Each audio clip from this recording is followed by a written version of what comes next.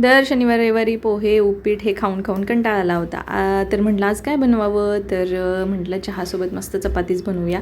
रोज तर मी आणि भावात चपाती खातो सकाळी चहासोबत, पण ह्यांना खायला मिळत नाही आणि ह्यांना तर आवडतं आहे. मग म्हटलं आज ह्यांच्यासाठी पण होईल तर चपातीच बनवूया. मग काय मस्त असं बटर लावून चपाती भाजल्या होत्या आणि बटर लावल्यावर ना चपातीची टेस्ट वेगळीच लागते. नंतर मग काय नाश्ता वगैरे झाला, चहा झाला आणि मग दळप करायला घेतलं, कारण पीठ सगळंच संपलं होतं. सगळंच म्हणजे 2 दिवसाचं उरलं होतं. मग आणि 2 दिवस थांबून आणि मग कुठं म्हटलं कधी करायचं दळप, तर आज रविवार आहे तर हे देऊन येतील चक्कीत, म्हणून मग पटपट आधी दळप करून घेतला. तर गहू ज्वारी हे साफ म्हणजे बऱ्यापैकी साफच असतं.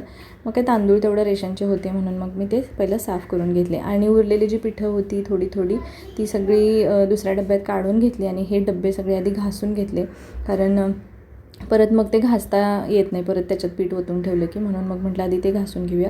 दुपारी जेवणं वगैरे झाली आणि त्याच्यानंतर पाऊस आला म्हणून मग खिडकीत जे काल घाण झालं होतं, सगळी माती वगैरे पडली होती ती आधी साफ करून घेतली.